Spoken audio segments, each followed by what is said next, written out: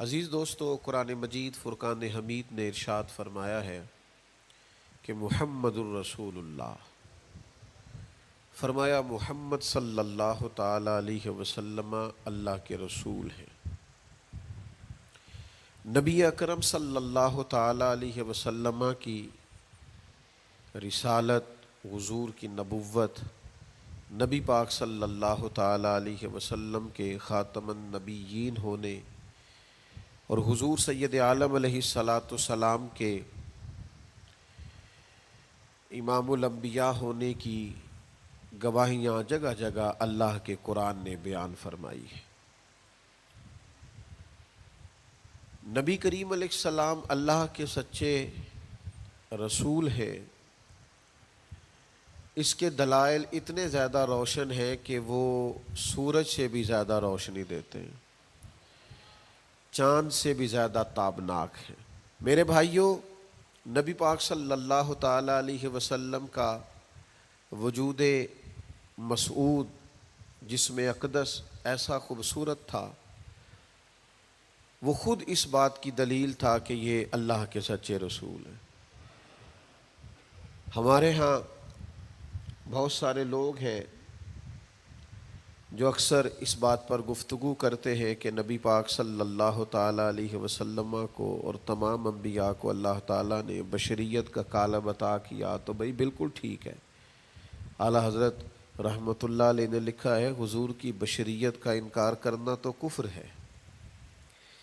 نبی پاک علیہ الصلاۃ والسلام بشر ہیں، لیکن جب سے دیکھا ہے لباس بشری میں تمہیں، ہر فرشتے کی یہ خواہش ہے کہ وہ انسان ہو جائے۔ یعنی آپ اس بات پر ذرا غور فرمائیں، اندازہ کریں کہ حضرت انس بن مالک رضی اللہ تعالیٰ عنہ فرماتے، حضور کسی رستے سے گزر جاتے تھے نا، تو جو بعد میں آتا تھا اسے خوشبو اتنی آتی تھی کہ پتہ چل جاتا تھا یہاں سے اللہ کے رسول گزر کے گئے۔ حضور علیہ الصلاۃ والسلام کو جو اللہ تبارک و تعالیٰ نے حسن عطا فرمایا اور جو کمالات عطا کیے، آپ غور فرمائیں گے کہ حضور کے پسینہ مبارک سے خوشبو آیا کرتی۔ اللہ کے رسول ہیں، اس پر اگر آپ دلائل دیکھیں، معجزات دیکھیں، کمالات دیکھیں، فضائل دیکھیں، شمائل دیکھیں تو انسان دنگ رہ جاتا۔ حضور کے مقدس پسینے سے خوشبو مہکا کرتی اور گلیاں اور بازار اس سے مہک اٹھتے۔ حضرت عتبہ رضی اللہ تعالیٰ عنہ صحابی ہیں، 4 بیویاں تھیں، وہ کہتی ہیں کہ ہم ایک سے ایک بڑھ کے خوشبو استعمال کرتی تھی، لیکن سمجھ نہیں آتی تھی کہ ہمارے شوہر کون سی خوشبو لگاتے ہیں۔ ہم باوجود کوشش کے، باوجود ہمت کے اور باوجود تجسس کے وہ خوشبو نہیں پاتی تھی۔ تو ایک دن ہم چاروں نے فیصلہ کیا کہ ان سے پوچھ ہی نہ لیں وہ کون سی خوشبو لگاتے ہیں۔ تو ہم نے پوچھا کہ بتائیے، تو کہنے لگے میں نے تو کبھی لگائی نہیں۔ تو ہم نے کہا بھئی آپ ایسے ہی تو دعویٰ نہ کیجئے، ہم نے پوری جد و جہد کر لی، اور پھر عورتوں کا چیزوں کو تلاش کرنا یہ تھوڑا انفرادی بھی ہوتا ہے، ہمیں وہ رنگ نہیں ملا خوشبو کا، وہ انداز جو آپ کا ہے۔ تو فرمانے لگے اصل بات یہ ہے کہ میرے کمر پر کچھ تکلیف ہو گئی تھی، کچھ ایسی چیزیں ابھر آئی تھی جو تکلیف کا باعث تھیں، تو میں پھر حاضر ہوا رسول پاک کی بارگاہ میں۔ تو نبی کریم علیہ السلام نے فرمایا کرتا ہٹائیے گا، تو میں نے کچھ کرتا ہٹایا تو کریم نے دست مبارک پھیرا، بس ظلمت کو ان کے نور نے کافور کر دیا، جس پر پڑی نظر اسے بھی نور کر دیا۔ تو محمد صلی اللہ تعالی علیہ وسلم اللہ کے رسول ہیں، اس پر اتنے دلائل ہیں، یہ اتنا آفتاب سے روشن مسئلہ کہ یعنی آپ شمار کرتے جائیں، آپ گنتے جائیں، آپ سیرت کو پڑھتے جائیں، آپ فضائل کو پڑھتے جائیں، کمالات کو پڑھتے جائیں، تو مرحوم اعظم چشتی کا ایک جملہ اتنا فٹ آتا ہے کہ یہ سارا مضمون اس میں سمٹ جاتا ہے۔ وہ کہتے ہیں تیری حیات پاک کا ہر لمحہ پیغمبر لگے، یعنی لمحہ لمحہ بتاتا ہے کہ آپ اللہ کے سچے رسول ہیں۔ ایک ایک گزرنے والی گھڑی بتاتی ہے کہ آپ اللہ کے سچے رسول ہیں۔ حضور کا مسکرانا بھی بتاتا ہے کہ سچے رسول ہیں۔ نبی پاک علیہ السلام کا دیکھنا بھی بتاتا ہے کہ حضور اللہ کے سچے رسول ہے. حضور تو کسی پر جلال بھی کر دینا تو بھی پتہ چلتا ہے اللہ کے سچے رسول ہیں. یعنی حضور علیہ الصلاۃ والسلام کھانا تناول فرمائیں یا آرام فرمائیں، آپ ذرا یہ انوکھا پن ملاحظہ فرمائیے گا، یہ انداز ذرا دیکھیے گا کہ ایک صحابی نے آ کے عرض کی یا رسول اللہ صلی اللہ تعالیٰ علیہ وسلم میری بیٹی کی شادی ہے تو خوشبو کی بڑی ضرورت ہے، تو مہربانی فرمائیں کرم نوازی کریں. عرب شریف کے اندر خوشبو بڑی مہنگی ہوتی تھی، آج بھی وہاں خوشبو بڑی مہنگی ہے اور خوشبو کا استعمال بھی بہت زیادہ ہے. تو اس صحابی نے آ کے عرض کی یا رسول اللہ صلی اللہ تعالیٰ علیہ وسلم خوشبو مل جائے، میری بیٹی کی شادی ہے.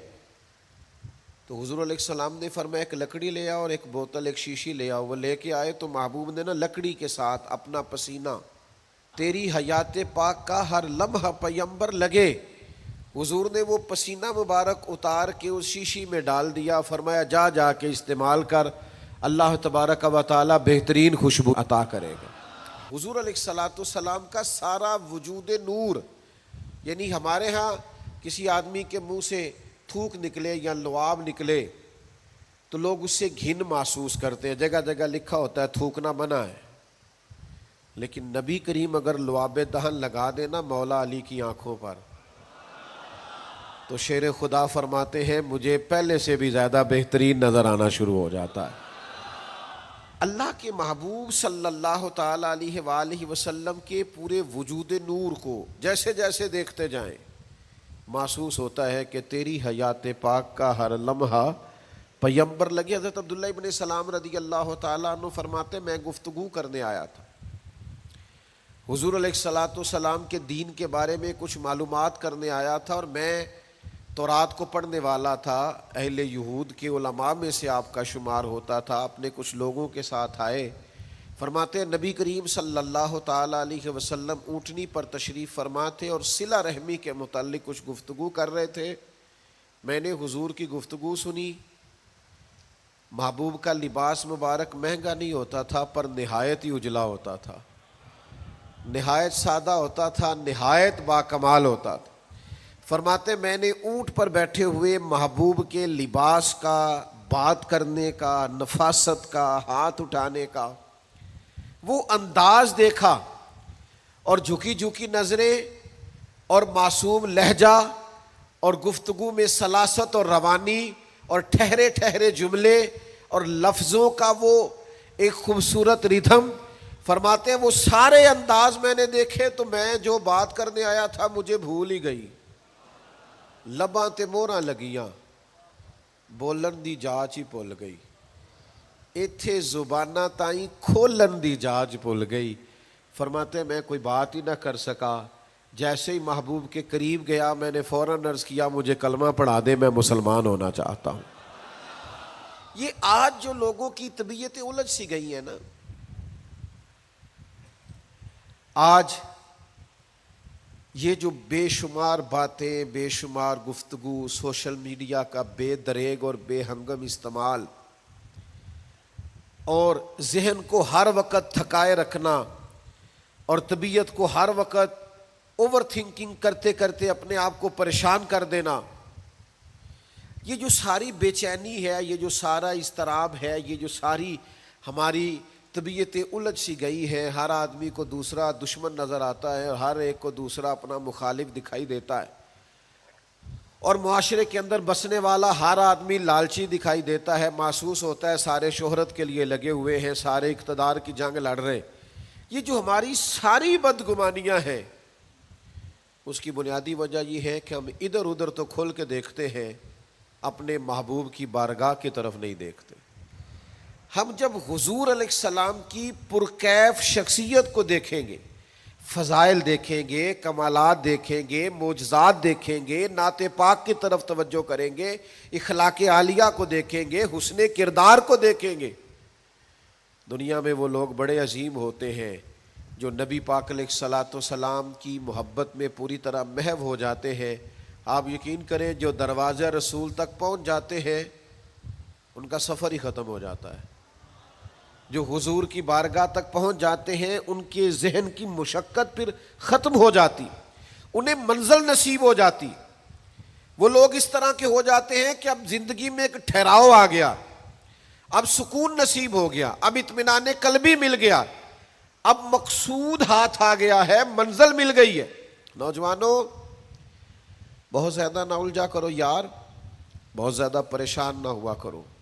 جب دل بڑا گھبرا جائے نا تو اپنے نبی پاک کی سیرت کو پڑھا کرو، حضور کے احوال شریفہ کا مطالعہ کیا کرو، ان کے حسن کی بات دیکھا کرو، جمال کی بات دیکھا کرو، کمال کی بات دیکھا کرو، محبوب کے بانٹنے کا انداز دیکھا کرو، نوازنے کا انداز دیکھا کرو، نبی پاک کا دشمنوں کو معاف کرنے کا رنگ دیکھا کرو، حضور کا عطا کر دینے کا انداز دیکھا کرو. معاشرے میں، سوسائٹی میں ہر طرف بے راہ روی ہے، سارے دشمن ہیں، لیکن محبوب تبلیغ بھی اطمینان سے کرتے ہیں،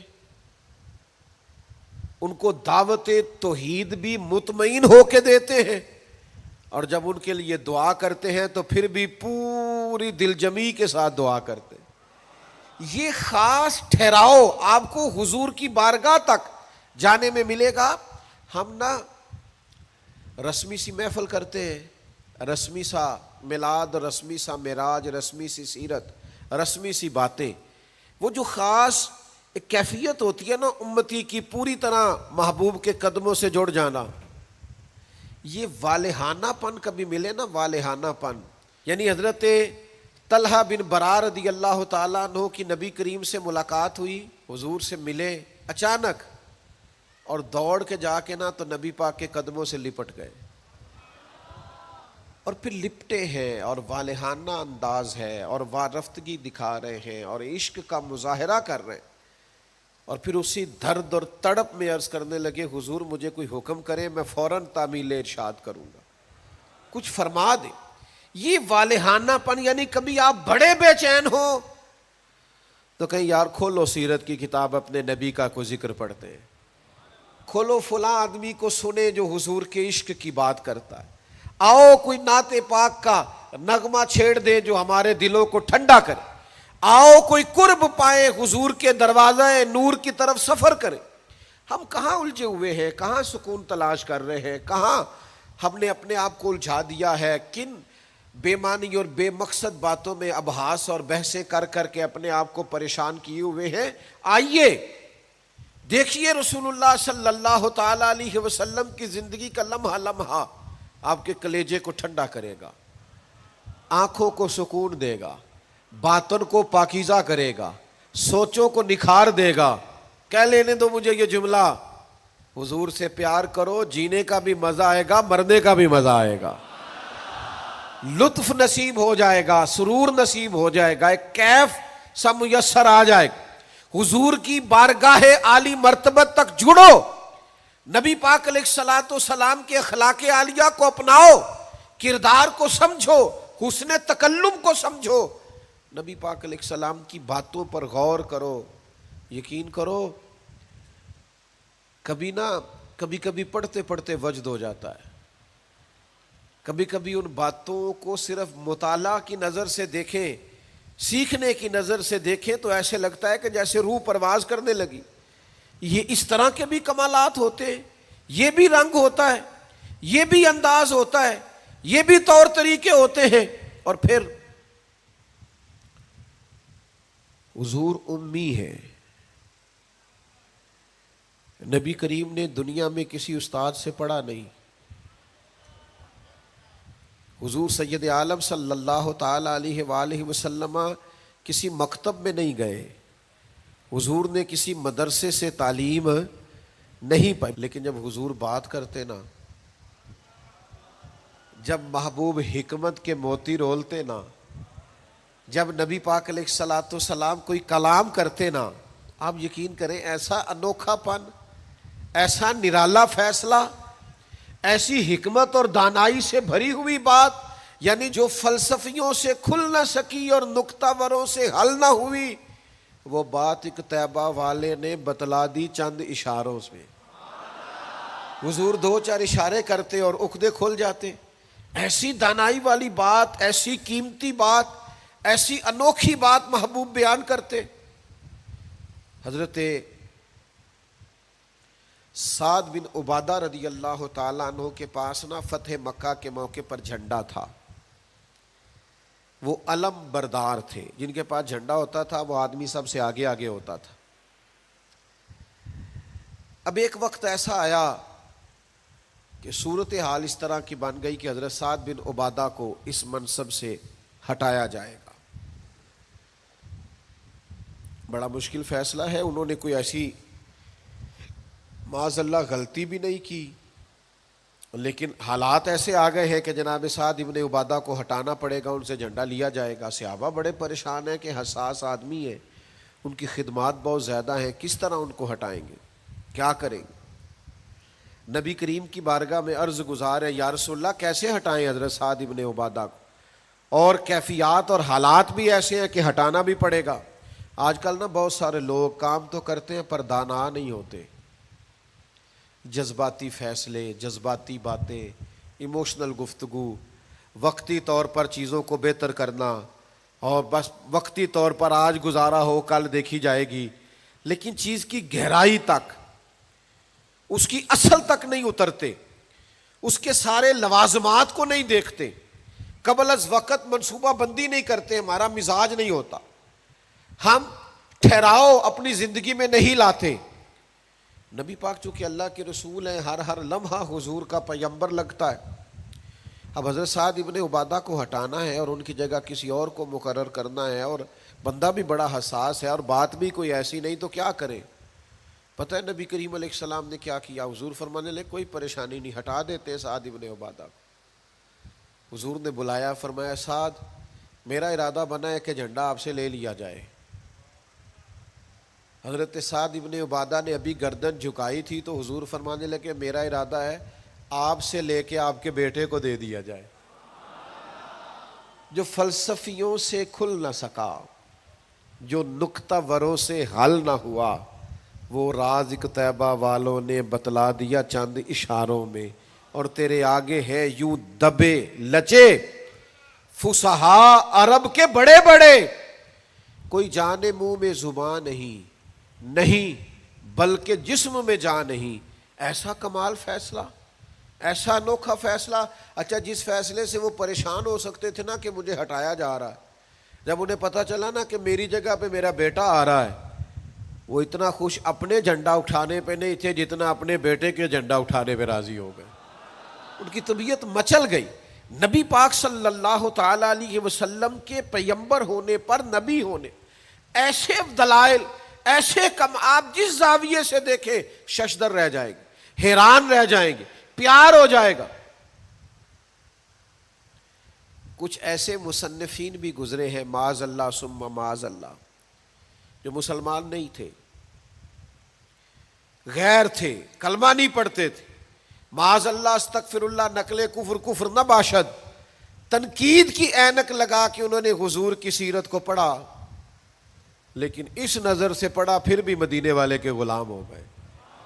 یہ کہنے پر مجبور ہو گئے کہ نہ بھائی ایسا کوئی محبوب کہیں ہوگا نہ کہیں ہے، بیٹھا ہے چٹائی پہ مگر عرش نشیں ہے. نبی پاک علیہ السلام. پھر ایک اور بات، حضور امی ہے لیکن ایسی کمال بات کرتے، ایسا انفرادی فیصلہ کرتے کہ دنیا حیران رہ جاتی. پھر جو عظمت کردار ہے نا، بلندی کردار، مجھ سے ناراض نہ ہوئیے گا، بہت سارے لوگ ہیں جو باتیں بڑی زبردست کرتے ہیں، گفتگو میں کوئی ان سے جیت نہیں سکتا. ان کا لب و لہجہ ایسا ہوتا ہے کہ شاید کسی بڑے سے بڑے عالم فاضل کو بھی بولنے نہ دے، لیکن عمل کی باری آتی ہے تو کمزور ہوتے ہیں. باتیں بیسیوں آتی ہیں، درجنوں آتی ہیں، نماز کا ٹائم ہوتا ہے تو بہانے بازی کرتے ہیں، وہ میرے کپڑے نہیں ٹھیک، بس دعا کریں انشاءاللہ شروع کر دوں گا، کہانیاں سناتے ہیں. کیوں اتنے بھولے بنتے ہیں؟ ہمیں سمجھ آتی ہے کہ آپ گفتار کے غازی ہیں، آپ باتوں میں صرف ساری چیزیں سیدھی رکھتے ہیں، آپ اس جگہ پہنچ ہی نہیں پا رہے. عمل، کردار، یہ بھی ایک مبلغ ہوتا ہے. آپ کا کردار بھی تبلیغ کرتا ہے، آپ کا لب و لہجہ بھی. حضرت امام جعفر صادق رضی اللہ تعالیٰ عنہ سے ایک شخص نے کہا تھا میں دین کی تبلیغ کرنا چاہتا ہوں، مجھے بتایا کیا کروں؟ تو امام جعفر صادق رضی اللہ تعالیٰ عنہ فرمانے لگے دین کی تبلیغ کرنی ہے تو بڑا آسان نسخہ ہے، دین پہ عمل کرنا شروع کر دے، تبلیغ ہونی شروع ہو جائے گی۔ لیکن ہم نا عمل کی دنیا میں بڑے کمزور ہوتے ہیں، قربان جائیں۔ حضور علیہ الصلوۃ والسلام نے جس معاشرے میں آنکھ کھولی تھی وہ جہلاء کا معاشرہ تھا، ظلم تھا، ستم تھا، بربریت تھی۔ ان لوگوں کی سوچیں، ان کی باتیں، ان کا ظالمانہ مزاج بڑا انوکھا تھا، لیکن کمال کی بات ہے نا، چاروں جانب لوگوں کا مزاج ظالمانہ تھا، لیکن محبوب کو اللہ نے رحمت بنا کے بھیجا۔ ہر طرف لوگ ناانصافی کی بات کرتے تھے، لیکن محبوب نے انصاف کے بول کو ہمیشہ بالا رکھا، اس ترازو کو ہمیشہ بلند رکھا۔ ہر طرف لوگ حق کھا جاتے تھے، لیکن محبوب نے فرمایا حق کھایا نہیں جائے گا، حق دلایا جائے گا۔ کردار دکھایا، کردار۔ وہ جو تیری جان کے دشمن ہیں وہ بھی کہتے ہیں، وہ جو تیری جان کے دشمن ہیں وہ بھی کہتے ہیں امین تو ہے، صداقت کی آبرو تو ہے۔ دشمن بھی کہتے ہیں سچے تو بہرحال ہیں، امانت دار تو بہرحال ہیں، غلط بات تو بہرحال نہیں کرتے۔ یعنی دشمن بھی اگر اٹھ کے گواہی دے کہ اگر کسی نے کمال دیکھنا ہے تو آمنہ کے لال کو جا کے دیکھو، اگر کسی نے انصاف دیکھنا ہے، اگر کسی نے دھرتی پہ حسن دیکھنا ہے تو عبداللہ کے در یتیم کو دیکھو۔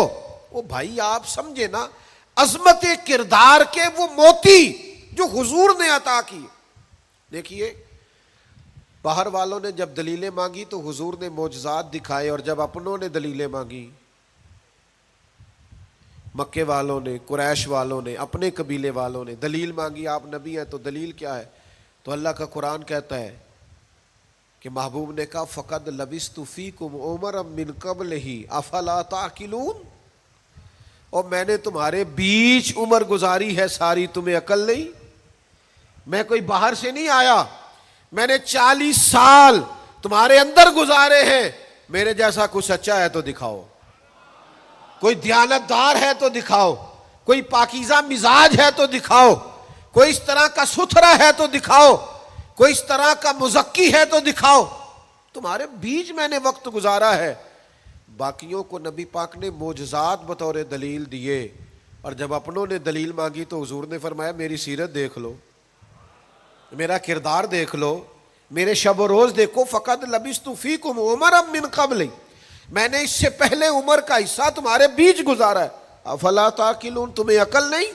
دوستو تھوڑا سا نا کردار پر بھی توجہ کرنی پڑے گی، اپنے آپ کو تھوڑا سا تبدیل کرنا پڑے گا۔ میں آپ کی خدمت میں عرض کروں، دولت سے لوگوں کو جیتا نہیں جا سکتا، دولت تو لوگوں کو لالچی بنا دیتی۔ آپ کسی کو پیسے دیں، 10,000 دے، اگلی دفعہ وہ 25 مانگے گا، تو آپ 50 دے، اگلی دفعہ لاکھ مانگے گا، اس کی بھوک تو بڑھتی ہے۔ آپ عہدے کے زور پر بھی لوگوں کے محبوب نہیں بن سکتے، اس لیے کہ پھر وہ شخصیتوں سے پیار نہیں کرتے، کرسیوں سے پیار کرتے۔ آپ کرسی پہ ہیں تو آپ اچھے لگتے ہیں، جب دوسرا آئے گا تو اس کو سلوٹ کر لیں گے۔ نبی پاک علیہ الصلوۃ والسلام نے فرمایا اگر تم کسی شخص کو قائل کر سکتے ہو اور اس سے محبت بڑھا سکتے ہو تو ایک ہی صورت ہے، اور وہ تمہارا حسن اخلاق ہے۔ اللہ کے محبوب صلی اللہ تعالی علیہ وسلم نے خلق کے ساتھ، کردار کے ساتھ، نبی پاک علیہ السلام نے محبت کے ساتھ، زید بن دسنہ بہت بڑے یہودیوں کے عالم تھے۔ ایک دن حضرت بلال حبشی رضی اللہ تعالیٰ عنہ سے کہنے لگے سنا ہے نبی پاک علیہ السلام کی بارگاہ میں جب بہت سارے مہمان آتے ہیں تو آپ کو کچھ قرض بھی لینا پڑتا ہے۔ جناب بلال کہنے لگے لینا پڑتا ہے، کہنے لگے مجھ سے لے لیں، میرے پاس اضافی پیسے پڑے ہیں، آپ نے دے ہی دینے۔ حضرت بلال نے لے لیے، ایک ٹائم مقرر ہو گیا، فلاں دن پیسے واپس کرنے، اپنی وعدے میں 3 دن رہتے تھے۔ نبی پاک علیہ الصلوۃ والسلام مدینہ طیبہ کے چوک میں کھڑے ہیں، ساتھ حضرت عمر فاروق رضی اللہ تعالیٰ عنہ، یہ وہاں پہنچ گئے یہودیوں کے عالم۔ آ کے کہنے لگے وہ میری رقم واپس کریں. تو حضور نے فرمایا ابھی تو وعدے میں 3 دن رہتے ہیں. تو اس نے بڑے سخت جملے کہے. آپ کی توجہ ہے میری بات پر؟ سمجھ آ رہی ہے میری باتوں کی؟ چڑھانے والے اتنے خطرناک نہیں ہوتے جتنے چڑھ جانے والے خطرناک ہوتے ہیں. اتنی جلدی کسی کی باتوں سے چڑا نہ کرے. یعنی ہر ایک کوئی دشمن بنا لیتے ہو.